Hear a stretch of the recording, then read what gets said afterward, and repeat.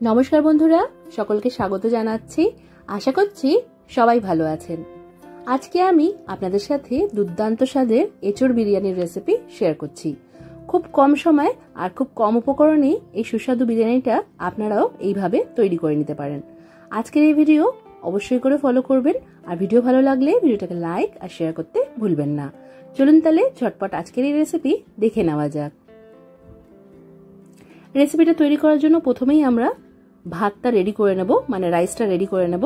তার জন্য একটা পাত্রে আমি 1 লিটারের মতো জল গরম করতে দিয়ে তার মধ্যে 2টো তেজপাতা, 3-4টের মতো লবঙ্গ, 4-5টা ছোট এলাচ আর 2টো দারচিনির টুকরো অ্যাড করে দিয়ে এটাকে ভালো করে ফুটিয়ে নিয়েছি। জলটা যখন ভালো করে ফুটে যাবে তখন এর মধ্যে আগে থেকে জলে 3-4 বার জল পাল্টে নিয়ে ধুয়ে রাখা চাল, যেটাকে আমরা প্রায় 5 মিনিটের জন্য জলে ভিজিয়ে রেখেছিলাম, সেই চালটা দিয়ে দিতে হবে।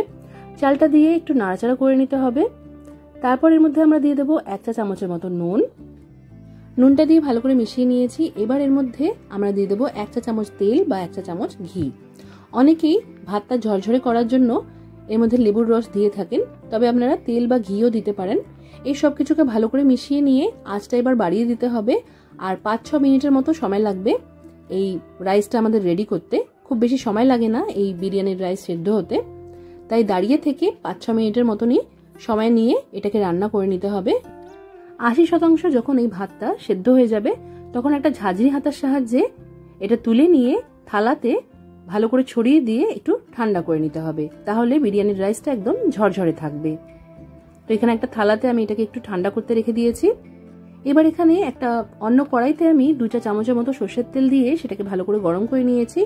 তারপর এর মধ্যে আগে থেকে ধুয়ে পরিষ্কার করে এইভাবে বড় টুকরো করে কেটে রাখা এঁচোড় দিয়ে একটু নাড়াচাড়া করে নিতে হবে। আর এঁচোড়টাকে একটু ভালো করে ভেজে নেওয়ার জন্য এর মধ্যে আমি 1/2 চা চামচের মতো নুন আর 1/2 চা চামচের মতো হলুদ গুঁড়ো দিয়ে এঁচোড়ের সাথে এটাকে ভালো করে মিশিয়ে নিয়ে আঁচটা মাঝারি করে দিয়ে এটা ঢাকা দিয়ে প্রায় 4-5 মিনিটের জন্য ভেজে নেব। মাঝে একবার নাড়াচাড়া করে নিতে হবে, দুদিকে যাতে এঁচোড়ের খুব ভালো করে ভাজা হয়ে যায় সেইভাবে এঁচোড়টাকে ভেজে নিতে হবে। এখানে এঁচোড়ের টুকরোগুলো ভালো করে ভাজা হয়ে গেছে। এবার এগুলো আমি কড়াই থেকে তুলে নিলাম। কড়াইয়ে আরো 2 চা চামচের মতো সর্ষের তেল দিয়ে দিলাম। তেলটা একটু গরম করতে দিতে হবে। তারপর এর মধ্যে দিয়ে দিতে হবে পেঁয়াজ কুচি। এখানে একটা বড় সাইজের পেঁয়াজ এইভাবে পাতলা পাতলা ছোট করে কেটে নিয়ে আমি দিয়ে দিলাম। আর আঁচটা মাঝারি রেখেই মাঝে মাঝে নাড়াচাড়া করতে করতে পেঁয়াজটাকে আমাদের ভেজে নিতে হবে।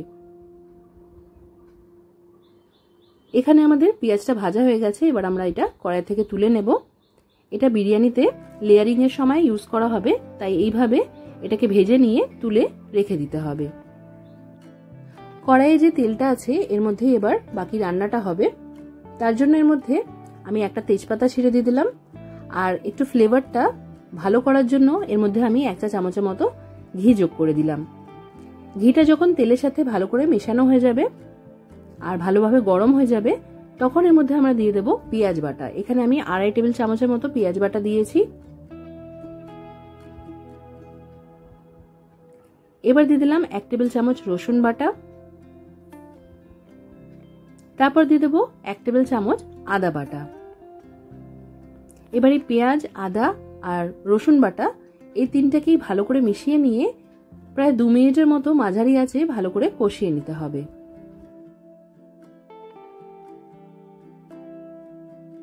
এখানে আমাদের পেঁয়াজ, আদা, রসুন বাটা এই তিনটেই খুব সুন্দরভাবে কষানো হয়ে গেছে।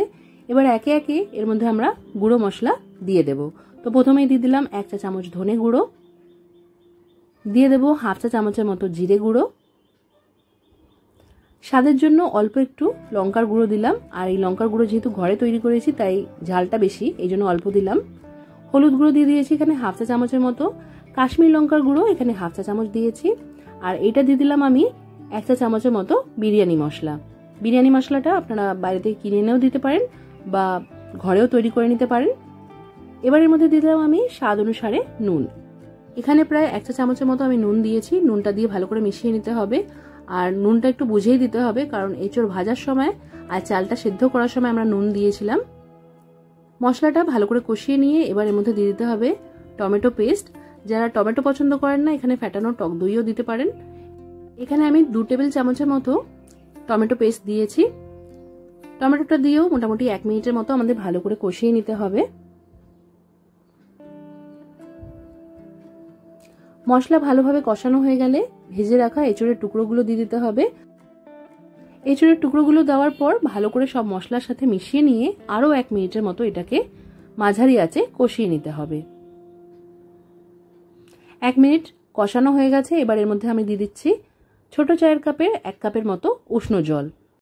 আর এর মধ্যে আমরা অল্পই জল দেব, যাতে করে এঁচোড়ের টুকরোগুলো ভালোভাবে সেদ্ধ হতে পারে। খুব বেশি জল যাতে পরে না থাকে, তাই সেই বুঝেই এর মধ্যে জল দিতে হবে। জলটা দিয়ে ভালো করে মিশিয়ে নিয়ে এটাকে ঢাকা দিয়ে মাঝারি আঁচে 4-5 মিনিটের জন্য রান্না করে নিতে হবে। এখানে আমি 4 মিনিট পর ঢাকাটা সরিয়ে নিলাম। এই সময় আমরা চেক করে নেব যে এঁচোড়ের টুকরোগুলো ভালোভাবে সেদ্ধ হয়েছে কিনা। এঁচোড়ের টুকরো ভালোভাবে সেদ্ধ হয়ে গেছে আর খুব বেশি গলে যায়নি। এই রান্নায় এঁচোড়ের টুকরোগুলো খুব বেশি গলে গেলে কিন্তু দেখতে ভালো লাগবে না। এখানে আমাদের বিরিয়ানির জন্য এঁচোড়টা একদম সুন্দরভাবে রেডি হয়ে গেছে। এবার আমি যেহেতু অল্প পরিমাণে বিরিয়ানি রেডি করছি, তাই এর ওপর থেকেই আমি এবার যে রাইসটা রেডি করেছিলাম সেটা ভালো করে লেয়ার করে দিচ্ছি। আপনারা যারা বেশি পরিমাণে এই রান্নাটা তৈরি করবেন তারা এঁচোড়ের মশলা থেকে এঁচোড় আর মশলা একটা বাটিতে অল্প করে তুলে রাখবেন। প্রথমে একটা লেয়ার এঁচোড়ের আর মশলার দেবেন, তার উপরে রাইস দেবেন, তারপর আবার এঁচোড় আর অল্প মশলা দিয়ে এইভাবেই পরপর লেয়ারিং করতে থাকবেন। তো এখানে পুরো রাইসটা আমি একবারেই দিয়ে দিলাম, যেহেতু অল্প পরিমাণে তৈরি করছি। রাইসটা দেওয়ার পর এর মধ্যে আমরা ভেজে রাখা পেঁয়াজটা এইভাবে ভালো করে চারিদিক দিয়ে ছড়িয়ে নিয়ে দিয়ে দেব। তারপর এর মধ্যে আমি পুদিনা পাতা আর ধনে পাতা দিয়ে দিচ্ছি। দেখতে ভালো লাগবে আর একটু আলাদা ফ্লেভারও অ্যাড হবে। আপনারা যারা পুদিনা পাতা পছন্দ করেন না তারা এটাকে বাদও দিতে পারেন। একটা বাটির মধ্যে আমি 1 টেবিল চামচ কেওড়ার জল, 1 টেবিল চামচ গোলাপ জল, 1 চা চামচ ঘি আর 2 ফোঁটার মতো ফুড কালার ভালো করে মিক্স করে রেখেছিলাম, সেটাই চারিদিক দিয়ে এইভাবে বিরিয়ানির ওপর থেকে ছড়িয়ে নিয়ে দিয়ে দিলাম। এতে করে খুব সুন্দর গন্ধ আর কালার অ্যাড হবে বিরিয়ানির মধ্যে। আপনারা চাইলে কেওড়ার জল, গোলাপ জলের সাথে একটু দুধও মিশিয়ে নিতে পারেন। তো এইভাবে যেই পাত্রে আমরা বিরিয়ানিটা তৈরি করব তার লেয়ারিংটা ভালো করে রেডি করে নিয়ে এটা ঢাকা দিয়ে নিয়ে একটা তাওয়ার উপরে বসিয়ে ভালো করে দম দিয়ে নিতে হবে। তাওয়াটাকে 2 মিনিটের জন্য ভালো করে গরম করে নিয়েছিলাম।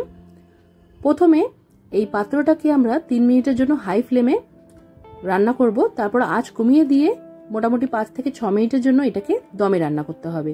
তাহলেই আমাদের খুব সুন্দর বিরিয়ানি রেডি হয়ে যাবে। যেহেতু এঁচোড়টা আগে থেকেই সেদ্ধ করে নেওয়া হয়েছে আর ভাতটা 80% মতো রেডি আছে, তাই বিরিয়ানি তৈরি করতে খুব বেশি সময় লাগবে না। এখানে 6 মিনিট পর আমি আঁচটা বন্ধ করে দিয়ে এবার ঢাকাটা সরিয়ে নিয়ে একবার আপনাদেরকে দেখিয়ে দিচ্ছি। এখন খুব গরম আছে, তাই এইভাবে মনে হচ্ছে একটু, তবে এইভাবে আলতো আলতো করে তুলে নিয়ে সার্ভ করার আগে একটু ভালো করে মিক্স করে নিতে হবে। তারপর এটা আমাদের সার্ভ করতে হবে। তাহলে যে মশলাটা আছে সেটা চারিদিক দিয়ে খুব সুন্দরভাবে মিক্স হয়ে যাবে আর প্রত্যেকটা রাইসই তখন খেতে বেশ ভালো লাগবে। আশা করছি আজকের এই রেসিপি আপনাদের ভালো লেগেছে। অবশ্যই করে এই রেসিপিটা ট্রাই করবেন, কমেন্ট করে জানাতে ভুলবেন না যে কেমন লাগলো। আজকের মতো এখানেই শেষ করলাম। সবাই খুব ভালো থাকবেন আর সবাইকে খুব ভালো রাখবেন।